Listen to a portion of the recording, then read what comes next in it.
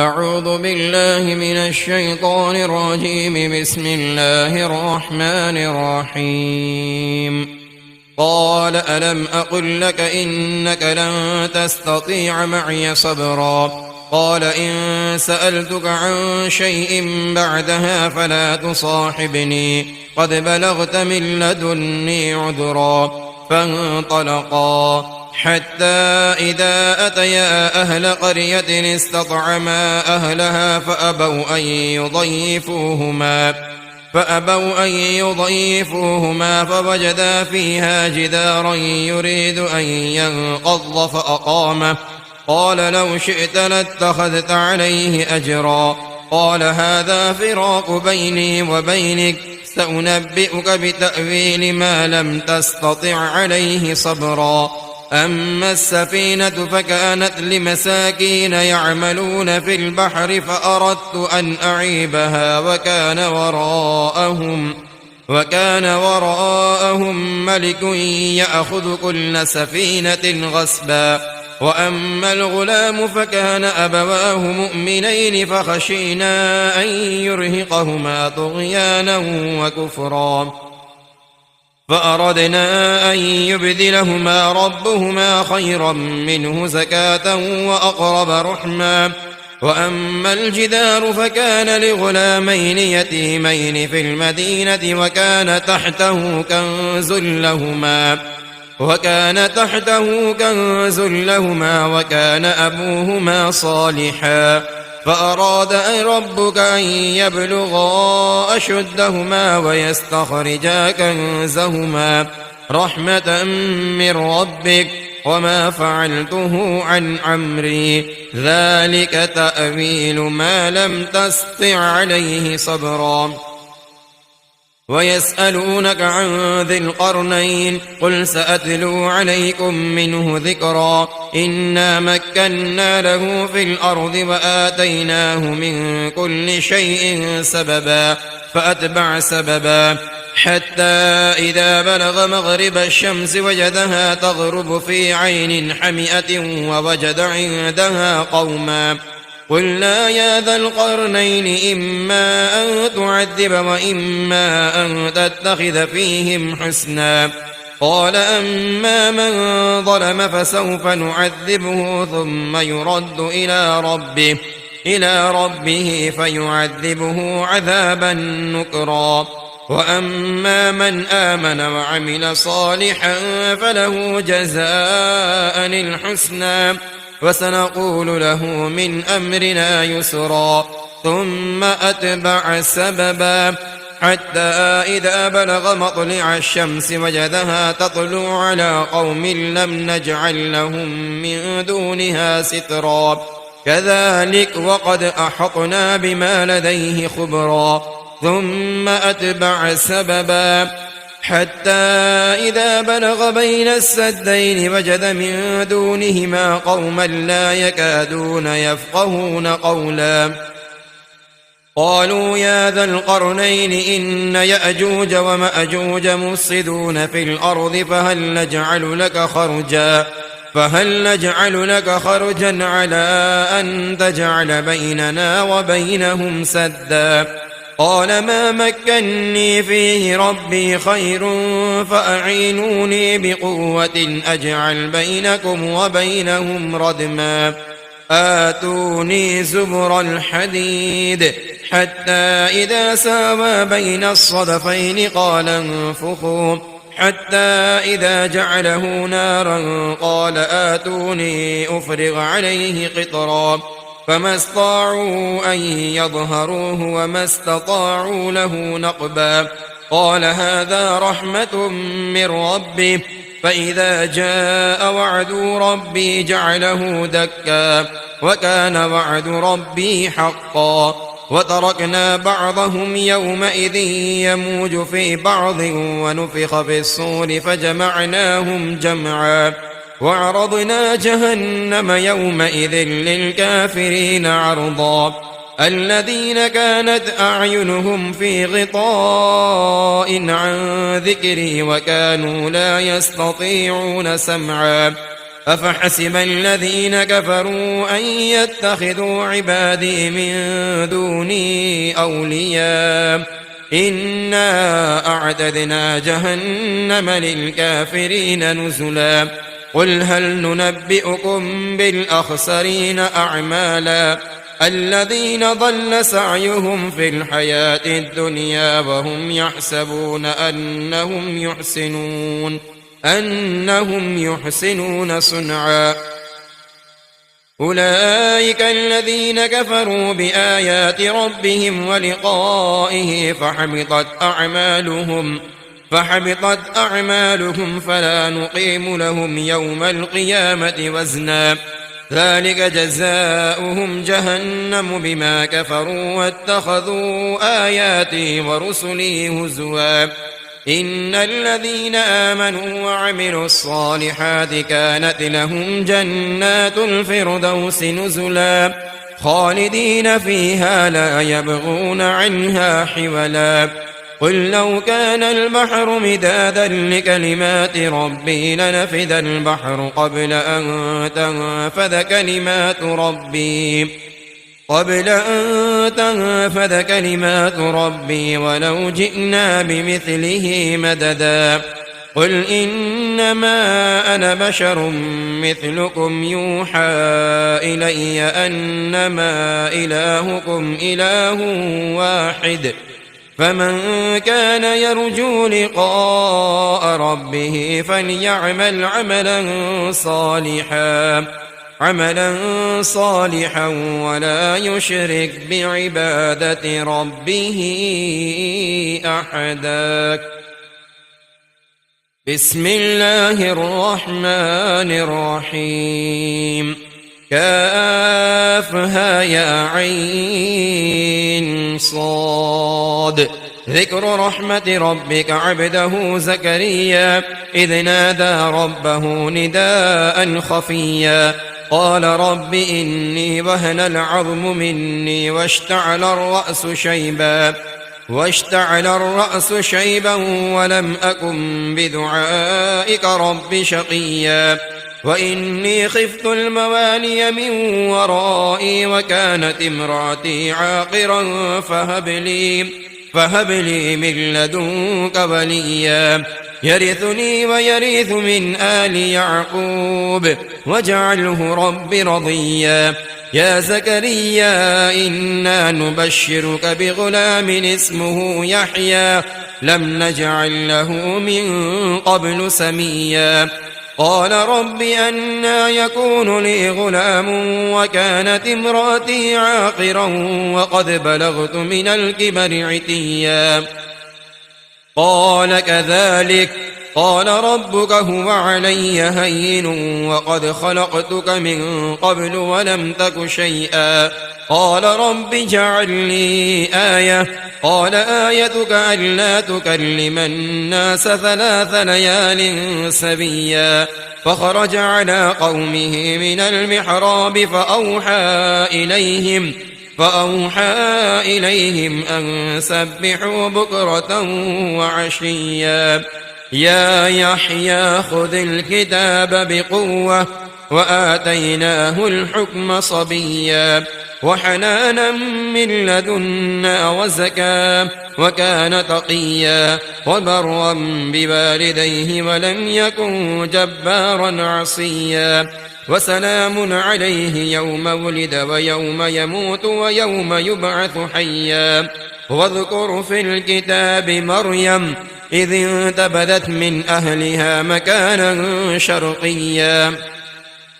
فاتخذت من دونهم حجابا فأرسلنا إليها روحنا فتمثل لها بشرا سويا قالت إني أعوذ بالرحمن منك إن كنت تقيا قال إنما أنا رسول ربك لأهب لك غلاما زكيا قالت أنى يكون لي غلام ولم يمسسني بشر ولم أك بغيا قال كذلك قال ربك هو علي هين ولنجعله آية للناس ورحمة منا وكان أمرا مقضيا فحملته فانتبذت به مكانا قصيا فأجاءها المخاض إلى جذع النخلة قالت يا ليتني مت قبل هذا وكنت نسيا منسيا فناداها من تحتها ألا تحزني قد جعل ربك تحتك سريا وهزي إليك بجذع النخلة تساقط عليك رطبا جنيا فكلي واشربي وقري عينا فإما ترين من البشر أحدا فقولي إني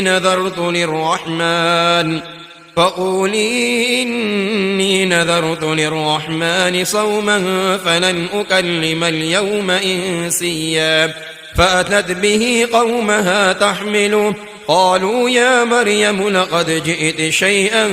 فريا يا أخت هارون ما كان أبوك امرأ سوء وما كانت أمك بغيا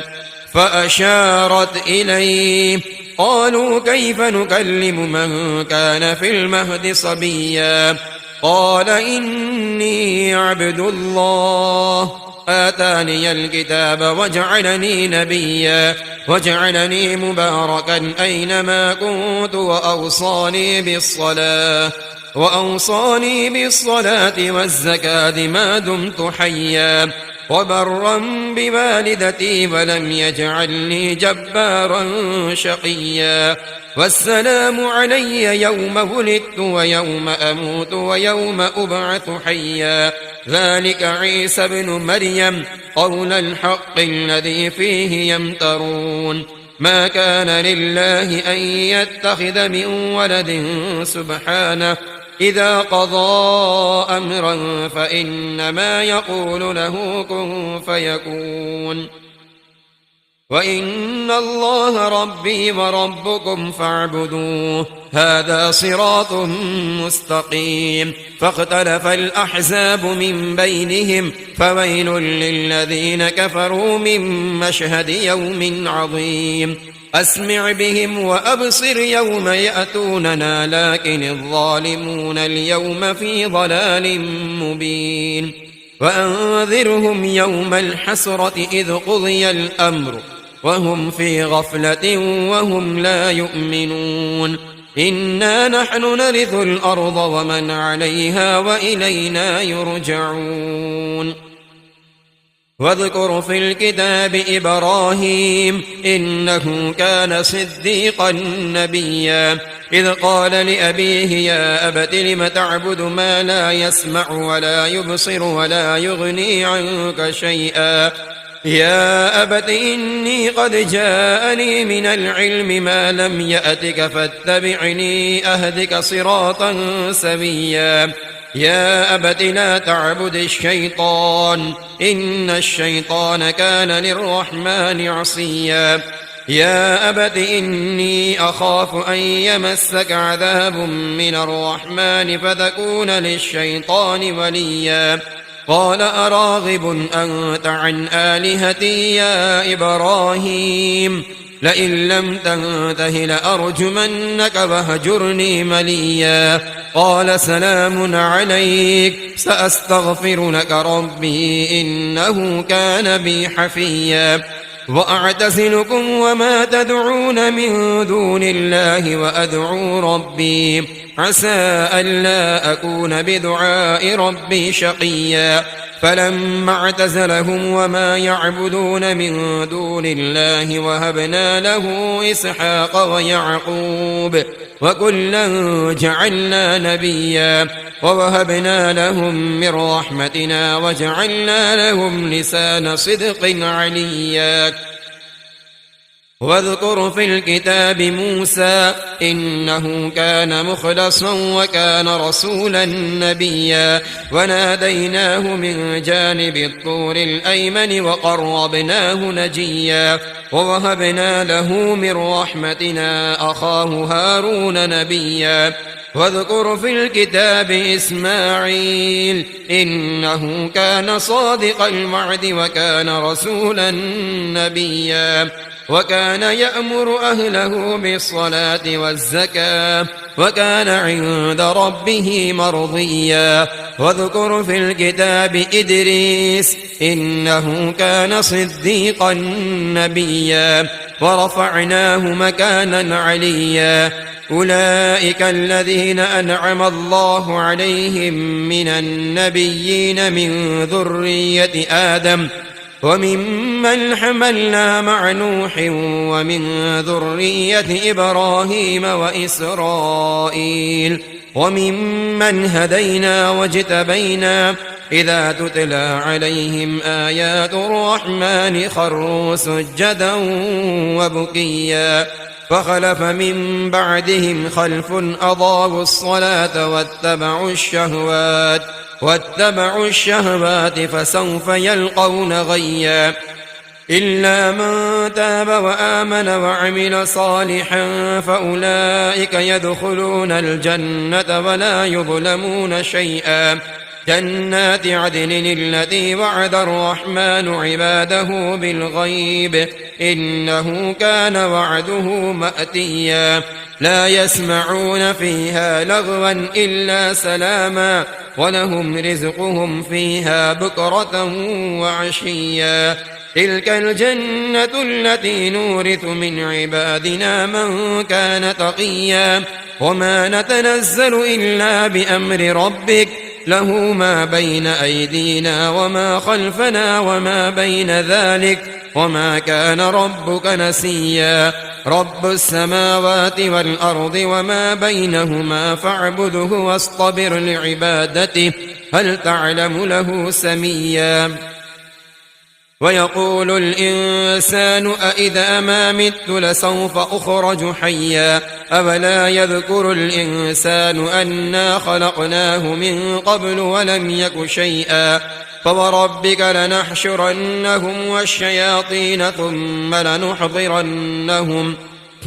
لنحضرنهم حول جهنم جثيا ثم لننزعن من كل شيعة أيهم أشد على الرحمن عتيا ثم لنحن أعلم بالذين هم أولى بها صليا وإن منكم إلا واردها كان على ربك حتما مقضيا ثم ننجي الذين اتقوا ونذر الظالمين فيها جثيا وإذا تتلى عليهم آياتنا بينات قال الذين كفروا للذين آمنوا أي الفريقين خير مقاما وأحسن نديا وكم أهلكنا قبلهم من قرن هم أحسن أثاثا ورئيا قل من كان في الضلالة فليمدد له الرحمن مدا حتى إذا رأوا ما يوعدون إما العذاب وإما الساعة فسيعلمون من هو شر مكانا وأضعف جندا ويزيد الله الذين اهتدوا هدى والباقيات الصالحات خير عند ربك ثوابا وخير مردا أفرأيت الذي كفر بآياتنا وقال لأوتين مالا وولدا أطلع الغيب أم اتخذ عند الرحمن عهدا كلا سنكتب ما يقول ونمد له من العذاب مدا ونرثه ما يقول ويأتينا فردا واتخذوا من دون الله آلهة ليكونوا لهم عزا كلا سيكفرون بعبادتهم ويكونون عليهم ضدا ألم تر أنا أرسلنا الشياطين على الكافرين تؤزهم أزا فلا تعجل عليهم إنما نعد لهم عدا يوم نحشر المتقين إلى الرحمن وفدا ونسوق المجرمين إلى جهنم وردا لا يملكون الشفاعة إلا من اتخذ عند الرحمن عهدا وقالوا اتخذ الرحمن ولدا لقد جئتم شيئا إدا تكاد السماوات يتفطرن منه وتنشق الأرض وتخر الجبال هدا أن دعوا للرحمن ولدا وما ينبغي للرحمن أن يتخذ ولدا إن كل من في السماوات والأرض إلا آتي الرحمن عبدا لقد أحصاهم وعدهم عدا وكلهم آتيه يوم القيامة فردا إن الذين آمنوا وعملوا الصالحات سيجعل لهم الرحمن ودا فإنما يسرناه بلسانك لتبشر به المتقين وتنذر به قوما لدا وكم أهلكنا قبلهم من قرن هل تحس منهم من أحد أو تسمع لهم ركزا بسم الله الرحمن الرحيم طه ما أنزلنا عليك القرآن لتشقى إلا تذكرة لمن يخشى تنزيلا ممن خلق الأرض والسماوات العلى الرحمن على العرش استوى له ما في السماوات وما في الأرض وما بينهما وما تحت الثرى وإن تجهر بالقول فإنه يعلم السر وأخفى الله لا إله إلا هو له الأسماء الحسنى وهل أتاك حديث موسى إذ رأى نارا فقال لأهلهم كثوا إني آنست نارا لعلي آتيكم منها بقبس أو أجد على النار هدى فلما أتاها نودي يا موسى إني أنا ربك فاخلع عليك إنك بالوادي المقدس طوى وأنا اخترتك فاستمع لما يوحى إنني أنا الله لا إله إلا أنا فاعبدني وأقم الصلاة لذكري إن الساعة آتية أكاد أخفيها لتجزى كل نفس بما تسعى فلا يصدنك عنها من لا يؤمن بها واتبع هواه فتردى وما تلك بيمينك يا موسى قال هي عصاي أتوكأ عليها وأهش بها على غنمي ولي فيها مآرب أخرى قال ألقها يا موسى فألقاها فإذا هي حية تسعى قال خذها ولا تخف سنعيدها سيرتها الأولى واضمم يدك إلى جناحك تخرج بيضاء من غير سوء آية أخرى لنريك من آياتنا الكبرى اذهب إلى فرعون إنه طغى قال رب اشرح لي صدري ويسر لي أمري واحلل عقدة من لساني يفقه قولي واجعل لي وزيرا من أهلي هارون أخي اشدد به أزري وأشركه في أمري كي نسبحك كثيرا ونذكرك كثيرا إنك كنت بنا بصيرا قال قد أوتيت سؤلك يا موسى ولقد مننا عليك مرة أخرى إذ أوحينا إلى أمك ما يوحى أن اقذفيه في التابوت فاقذفيه في اليم فليلقه اليم بالساحل يأخذه عدو لي وعدو له وألقيت عليك محبة مني ولتصنع على عيني إذ تمشي أختك فتقول هل أدلكم على من يكفلك فرجعناك إلى أمك كي تقر عينها ولا تحزن وقتلت نفسا فنجيناك من الغم وفتناك فتونا فلبثت سنين في أهل مدين ثم جئت على قدري يا موسى واصطنعتك لنفسي اذهب أنت وأخوك بآياتي ولا تنيا في ذكري اذهبا إلى فرعون إنه طغى فقولا له قولا لينا لعله يتذكر أو يخشى قالا ربنا إننا نخاف أن يفرط علينا أو أن يطغى قال لا تخافا إنني معكما أسمع وأرى فأتياه فقولا إنا رسولا ربك فأرسل معنا بني إسرائيل ولا تعذبهم قد جئناك بآية من ربك والسلام على من اتبع الهدى إنا قد أوحي إلينا أن العذاب على من كذب وتولى قال فمن ربكما يا موسى قال ربنا الذي أعطى كل شيء خلقه ثم هدى قال فما بال القرون الأولى قال علمها عند ربي في كتاب لا يضل ربي ولا ينسى الذي جعل لكم الأرض مهدا وسلك لكم فيها سبلا وأنزل من السماء ماء فأخرجنا به أزواجا من نبات شتى كلوا ورأوا أنعامكم إن في ذلك لآيات لأولي النهى منها خلقناكم وفيها نعيدكم ومنها نخرجكم تارة أخرى ولقد أريناه آياتنا كلها فكذب وأبى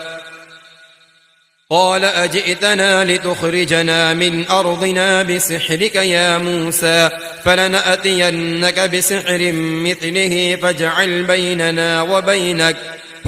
بيننا وبينك موعدا لا نخلفه نحن ولا أنت مكانا سوى قال موعدكم يوم الزينة وأن يحشر الناس ضحى فتولى فرعون فجمع كيده ثم أتى قال لهم موسى ويلكم لا تفتروا على الله كذبا فيسحتكم بعذاب وقد خاب من افترى فتنازعوا أمرهم بينهم وأسروا النجوى قالوا إن هذان لساحران يريدان أن يخرجاكم من أرضكم بسحرهما ويذهبا بطريقتكم المثلى فأجمعوا كيدكم ثم أتوا صفا وقد أفلح اليوم من استعلى قالوا يا موسى إما أن تلقي وإما أن نكون أول من ألقى قال بل ألقوا فإذا حبالهم وعصيهم يخيل إليه من سحرهم أنها تسعى فأوجس في نفسه خيفة موسى قلنا لا تخف إنك أنت الأعلى وألق ما في يمينك تلقف ما صنعوا إنما صنعوا كيد ساحر ولا يفلح الساحر حيث أتى فألقي السحرة سجدا قالوا آمنا برب هارون وموسى قال آمنتم له قبل أن آذن لكم إنه لكبيركم الذي علمكم السحر فلأقطئن أيديكم وأرجلكم من خلاف ولأصلبنكم في جذوع النخل ولتعلمن أينا أشد عذابا وأبقى قالوا لن نؤثرك على ما جاءنا من البينات والذي فطرنا فاقض ما أنت قاض إنما تقضي هذه الحياة الدنيا إنا آمنا بربنا ليغفر لنا خطايانا وما أكرهتنا عليه من السحر والله خير وأبقى إنه من يأت ربه مجرما فإن له جهنم لا يموت فيها ولا يحيا ومن يأته مؤمنا قد عمل الصالحات فأولئك لهم الدرجات العلى جنات عدن تجري من تحتها الأنهار خالدين فيها وذلك جزاء من تزكى ولقد أوحينا إلى موسى أن أسر بعبادي فاضرب لهم طريقا في البحر يبسا لا تخاف دركا ولا تخشى فاتبعهم فرعون بجنوده فغشيهم من اليم ما غشيهم وأضل فرعون قومه وما هدى يا بني إسرائيل قد أنجيناكم من عدوكم وواعدناكم جانب الطور الأيمن ونزلنا عليكم المن والسلوى كلوا من طيبات ما رزقناكم ولا تطغوا فيه فيحل عليكم غضبي ومن يحلل عليه غضبي فقد هوى وإني لغفار لمن تاب وآمن وعمل صالحا ثم اهتدى وما أعجلك عن قومك يا موسى قال هم أولئك على أثري وعجلت إليك رب لترضى قال فإنا قد فتنا قومك من بعدك وأضلهم السامري فرجع موسى إلى قومه غضبان أسفا قال يا قوم ألم يعدكم ربكم وعدا حسنا أفطال عليكم العهد أم أردتم أن يحل عليكم غضب من ربكم فأخلفتم موعدي قالوا ما أخلفنا موعدك بملكنا ولكننا حملنا أوزارا من زينة القوم فقذفناها فكذلك ألقى السامري فأخرج لهم عجلا جسدا له خوار فقالوا هذا إلهكم وإله موسى فنسي أفلا يرون ألا يرجع إليهم قولا ولا يملك لهم ضرا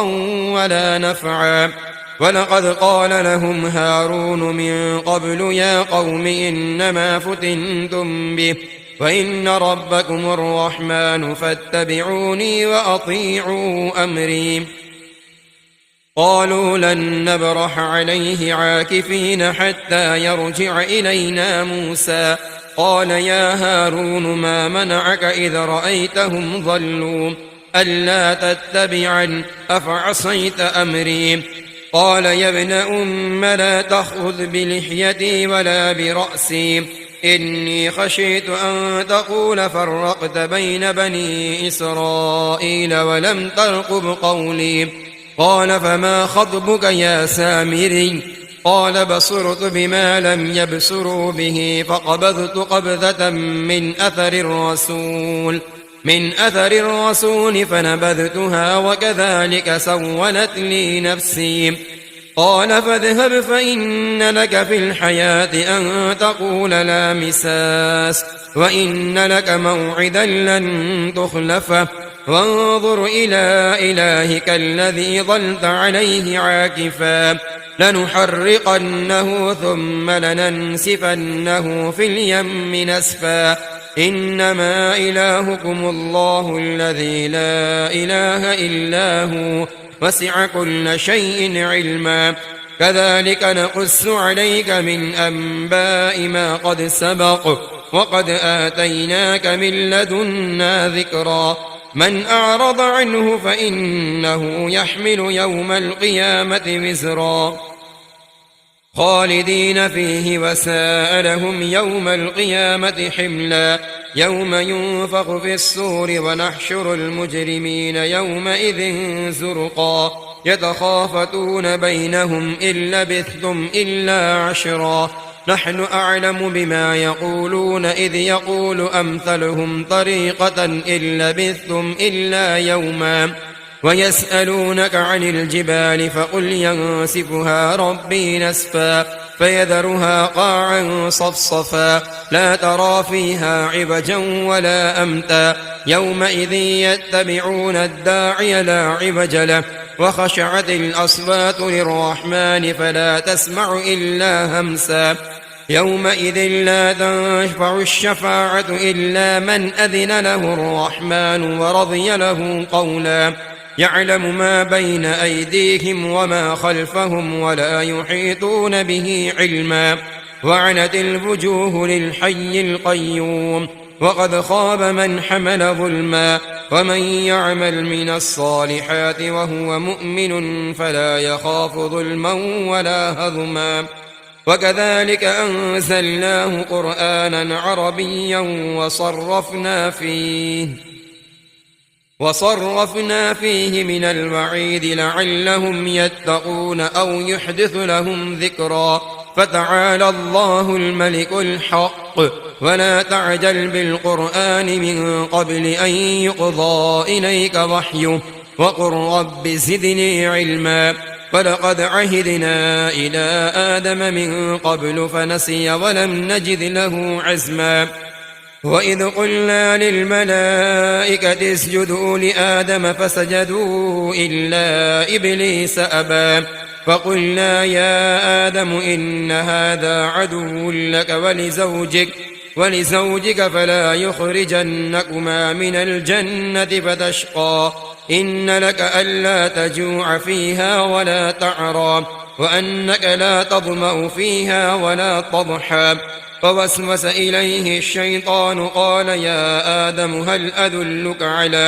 على شجرة الخلد وملك لا يبلى فأكلا منها فبدت لهما سوآتهما وطفقا يخصفان عليهما من ورق الجنة وعصى آدم ربه فغوى ثم اجتباه ربه فتاب عليه وهدى قال اهبطا منها جميعا بعضكم لبعض عدو فإما يأتينكم مني هدى فمن اتبع هداي فلا يضل ولا يشقى ومن أعرض عن ذكري فإن له معيشة ضنكا ونحشره يوم القيامة أعمى قال رب لم حشرتني أعمى وقد كنت بصيرا قال كذلك أتتك آياتنا فنسيتها وكذلك اليوم تنسى وكذلك نجزي من أسرف ولم يؤمن بآيات ربه ولعذاب الآخرة أشد وأبقى أفلم يهد لهم كم أهلكنا قبلهم من القرون يمشون في مساكنهم إن في ذلك لآيات لأولي النهى ولولا كلمة سبقت من ربك لكان لزاما وأجل مسمى فاصبر على ما يقولون وسبح بحمد ربك قبل طلوع الشمس وقبل غروبها ومن آناء الليل فسبح وأطراف النهار لعلك ترضى ولا تمدن عينيك إلى ما متعنا به أزواجا منهم زهرة الحياة الدنيا لنفتنهم فيه ورزق ربك خير وأبقى وأمر أهلك بالصلاة واصطبر عليها لا نسألك رزقا نحن نرزقك والعاقبة للتقوى وقالوا لولا يأتينا بآية من ربه أولم تأتهم بينة ما في الصحف الأولى ولو أنا أهلكناهم بعذاب من قبله لقالوا ربنا لولا أرسلت إلينا رسولا فنتبع آياتك من قبل أن نذل ونخزى قل كل متربص فتربصوا فستعلمون من أصحاب الصراط السوي ومن اهتدى.